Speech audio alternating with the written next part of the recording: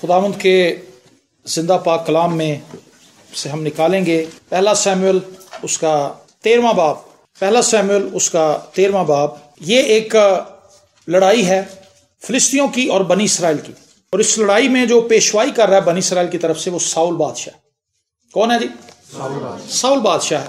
اور ساؤل بادشاہ انتظار کر رہا تھا سیموئیل نبی کا کہ اس سے پہلے کہ دشمن ہم پر حملہ آور ہو یا ہم دشمن پر حملہ آور ہوں، سیموئیل منظر عام پر آئے، وہ ہماری فوج کے لیے دعا کرے، ہم خدا کے زور سوختنی قربانی گزرانے، اور اس کے بعد یہ سارا معاملہ آگے بڑھے. لیکن سیموئیل نے بہت انتظار کروایا، وہ بہت لیٹ ہو گیا، وہ نہ پہنچا. ایسی صورت میں ساؤل نے کام کیا کہ ساؤل نے بطور بادشاہ خود ہی قربانی گزران، اس نے خود ہی وہ سٹیپ لے لیا جو کہ سیموئیل کا حصہ تھا. جو کام سیموئیل نے کرنا تھا وہ کام ساؤل نے خود کر دیا، کیونکہ وہ انتظار نہیں کر سکا. یہ ایک ایسی چیز ہے جو بنیادی طور پر ہم سب مسیحیوں میں پائی جاتی ہے. ہم انتظار کرنے میں ناکام ہو جاتے ہیں، ہم انتظار کرنے میں ناکام ہو جاتے ہیں. میں صبر دے نال آس رکھ کے یہوہ دی کردا سا انتظاری، تد اس نے میرے تے ترس کھا کے سنی میری ساری آہوزاری. جب ہم انتظار کرتے ہیں خدا کا اور یقین رکھتے ہیں، انتظار ہم کس وقت کر پاتے ہیں؟ جب ہمیں خدا پر یقین اور بھروسہ ہوتا ہے. جب ہمیں خدا پر بھروسہ نہیں ہوتا، یقین نہیں ہوتا، کہیں نہ کہیں ہمارے ذہن میں شیطان سٹرائک کر رہا ہوتا ہے کہ خدا نے نہیں ہونا، تو کچھ اور کر، تو ہیلا کر، تو کچھ چارہ کر. اور وہی وہ ٹائم ہوتا ہے جب آزمائش لے کر شیطان ہمارے اوپر آتا ہے اور ہم اس میں گر جاتے ہیں، مغلوب ہو جاتے ہیں. اور یہاں پر ساؤل بھی مغلوب ہو گیا. اگر آپ اس کی 5ویں آیت پڑھیں تو یہاں لکھا ہے، اور فلسطی اسرائیلیوں سے لڑنے کو اکٹھے ہوئے، یعنی 30,000 رتھ. کتنے رتھ جی؟ 30,000 رتھ اور 6,000 سوار. رتھ جو ہے اس میں عام طور پہ ایک گھوڑا بھی ہوتا تھا، 2 گھوڑے بھی ہوتے تھے. ٹھیک ہے جی؟ اس میں کئی بار رتھ کے اندر 2 گھوڑے لگے ہوتے تھے، کئی بار ایک گھوڑا ہوتا تھا، اور اس کے اوپر 1 سے 2 بندے بھی بیٹھے ہوتے تھے. ایک رائڈ کر رہا ہوتا تھا، ایک پیچھے سے تیر مار رہا ہوتا تھا. اور یہ 30,000 ہے، اور جو گھڑ سوار ہیں وہ 6,000 ہیں، اور ایک انبوئے کثیر، یعنی ایک بہت بڑا لاؤ لشکر لے کر فلسطی چڑھ آئے. اور جب ان کو دیکھا تو کلام مقدس میں لکھا ہے کہ ساؤل اور اس کے جو ساتھ کے لوگ تھے وہ ساؤل کے پیچھے کانپ رہے تھے، گھبرا رہے تھے.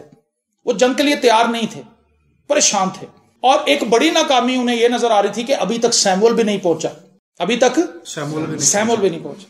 جب خدا کے لوگ پہنچ جاتے ہیں، ایک دفعہ میں اور بھائی ڈیوڈ ہم ایک جگہ پر گئے تو وہاں پہ ایک بہن کے اندر بدروئیں تھی، وہ بہت ستا رہی تھی اپنی فیملی کو. جب ہم وہاں پر پہنچے تو ہم نے جا کے دیکھا کہ وہ پچھلے کمرے میں وہ باہر نہیں آ رہی.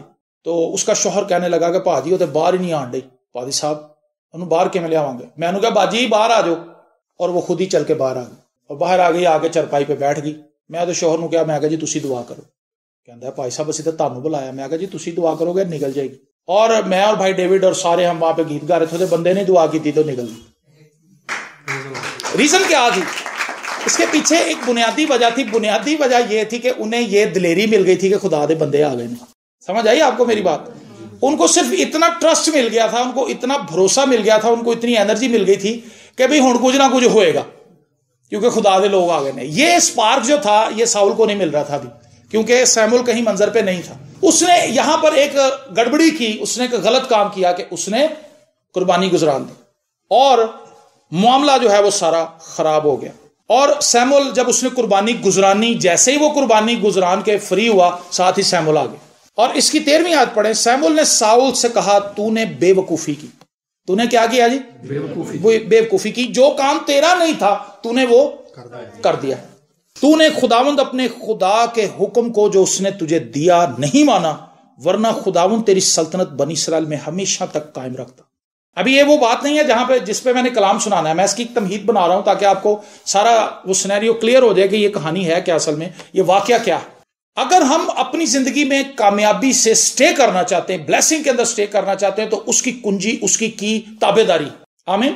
اس نے کہا اگر تو تابع داری کرتا اور خدا کا حکم ماننے میں کہیں چوک نہ تو جاتا، تو پھر تیری سلطنت بنی اسرائیل میں ہمیشہ تک قائم رہتی، تیرا زمانہ ہمیشہ تک بنا رہتا، تو ہمیشہ اتھارٹی کے اندر رہتا، تو ایگزالٹ کرتا، تو اوپر جاتا، تیری ترقی ہوتی. لیکن چونکہ تو نے حکم نہیں مانا، تو نے تابع داری نہیں کی، اس لیے آگے کیا ہوگا اس کی 14ویں آیت میں پڑھیں، جس پہ میں آج کا پیغام سنانا چاہتا ہوں آپ کو.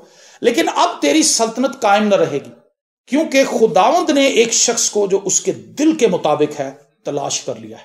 اور خداوند نے اسے اپنی قوم کا پیشوا ٹھہرایا ہے، اس لیے کہ تو نے وہ بات نہیں مانی جس کا حکم خداوند نے تجھے دیا تھا۔